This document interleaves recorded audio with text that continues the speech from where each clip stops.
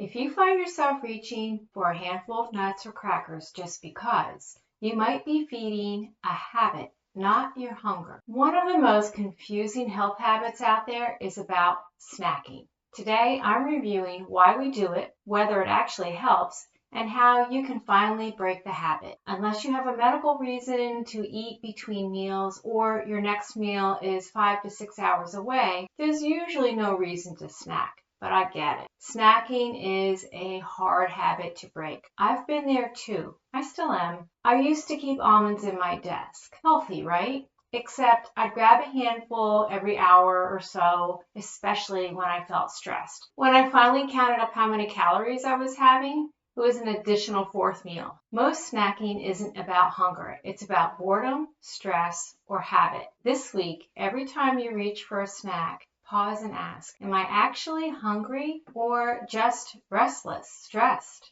or bored? Let's start with how we got here. Snacking is a pretty modern invention. If you think back, our parents and grandparents didn't walk around with a bag full of nuts, protein bars, and little snack packs. They ate 3 balanced meals a day, breakfast, lunch, and dinner. And in between, they just didn't eat. Then somewhere along the way, the food industry came up with a new message. Eat every 2 hours. You've probably heard it. Keep your blood sugar stable. Don't let your metabolism slow down. But here's the thing. That advice, it wasn't coming from medical science. It was coming from marketing. Snack companies realized that if they could convince us to eat in between meals, they could sell a lot more food.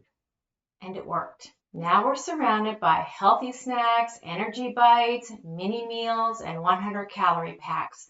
But none of that helps our body to do what it's naturally designed to do, which is rest, repair, and digest. Here's what happens when we snack all day long. Every time we eat something, even something small, our body releases insulin. That's a hormone that helps move sugar from our blood into our cells. If insulin is always elevated because we're always eating, our body never gets the signal to burn stored fat for energy. So instead of fat burning, we're in fat storing mode all day long. That's why you might feel like you're eating healthy, but still can't lose belly weight. Constant eating also means our digestive system never gets a break.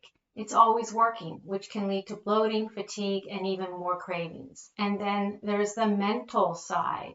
So much of our snacking isn't about hunger, it's about habit. How many times have you opened the fridge just because you were bored? Or grabbed a handful of something just because it's there? Or decided to take a spoonful of nut butter or some nuts and thought, I'll just have a little bit, and you ended up eating way more than you intended. I used to do that all the time. I'd tell myself, oh, well, it's just a few almonds. That's healthy. But I wasn't hungry. I was just on autopilot. The struggle is real, and I understand that. Now, I'm not saying never snack. That's unrealistic. There are times when it makes sense. Like I said earlier, if your next meal is going to be more than 5 to 6 hours away, or if you have a medical condition that requires more calories, then yes, a snack can help. And planning a snack with intention is what the goal should be. What I'm talking about is the mindless snacking, the kind you do and don't realize how much you're eating, and leaving you wondering why you're not losing weight, despite the fact you might be exercising. The key is to make it intentional, not impulsive. The problem with constant snacking?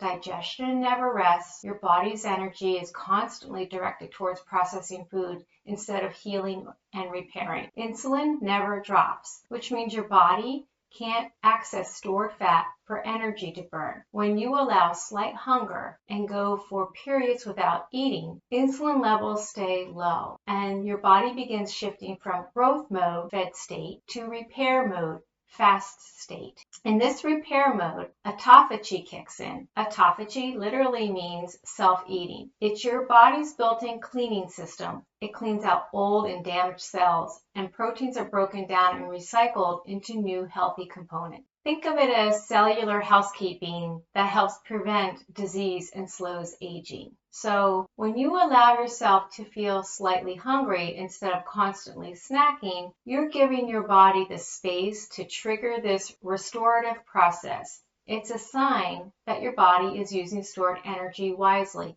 and repairing itself from the inside out. Then there's mindless eating that I just mentioned, where we eat snacks out of habit, boredom, or stress, not true hunger. Over time, this can lead to weight gain, fatigue, and inflammation. The goal is to nourish your body, not entertain your brain because it said, hey you, open the pantry and get a bag of chips. After all, it's been a rough day. You'll just have a few.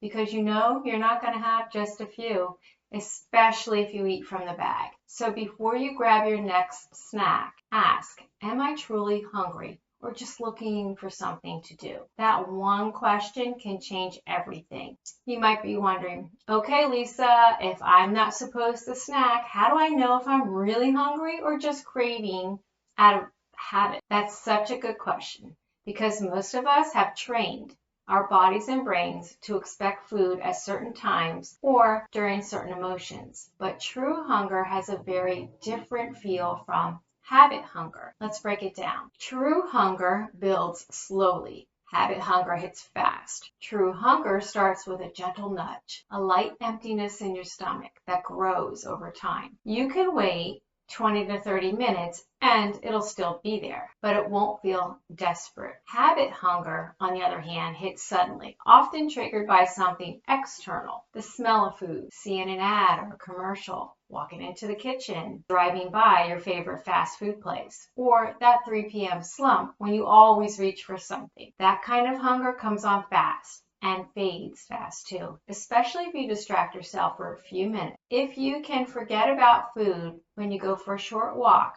that's a sure sign it's not real hunger. It was just a momentary craving coming from your head, not your stomach. True hunger doesn't demand a specific food. When you truly are hungry, you're open to real food. If someone handed you a piece of chicken or vegetables, you'd say, sure, that sounds great. But if you're only craving something specific, like chips, cookies, or a sweet coffee drink, that's usually emotional or habitual hunger talking. If a bowl of broccoli doesn't sound good, you're probably not truly hungry. Habit hunger is often emotional. Sometimes we eat not because our body needs food, but because our mind needs comfort. Boredom, stress, anxiety, even loneliness can trigger a desire to eat. Food becomes a distraction, something to fill the emotional gap, but only in the moment. Ask yourself, what am I really needing right now? Food or a break? Maybe you're tired or anxious. Maybe you just need to stretch, breathe, or take a break from whatever it is you're doing for a few minutes. Often,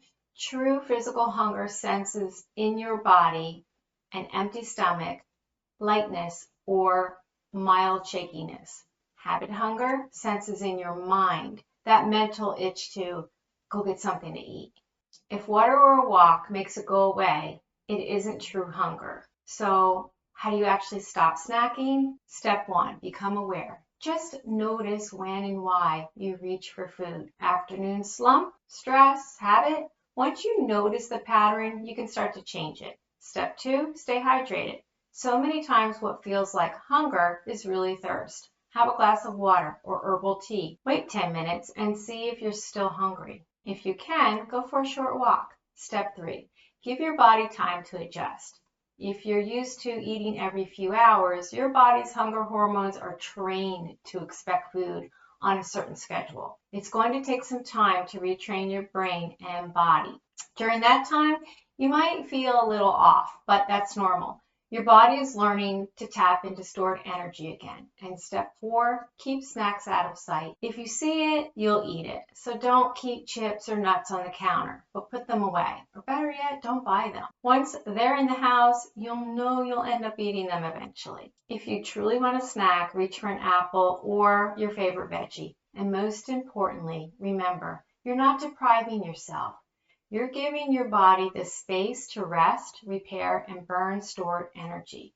So here's one simple, actionable step for this week, the 20-minute test. When you feel hungry, wait 20 minutes. Drink water, take a walk, do something that distracts you. If hunger fades, it was a habit. If it grows, it's real. Over time, your body relearns what true hunger feels like, a calm, natural signal that it's time to eat. Not a craving that demands to be fed right now with a specific food. True hunger is your body's way of saying, I need nourishment. Habit hunger is your mind saying, I need comfort. Once you learn to tell the difference, you take back control, not by restricting, but by listening and observing. The more we listen to our body's real signals, the more peace we find with food. And that's where lasting health truly begins. Here's your challenge for the week. Pick one snack you usually have. Maybe it's mid-afternoon or in the evening when you're watching TV, and skip it. If you decide to have a snack, ask yourself, if I eat this, can I go out for 10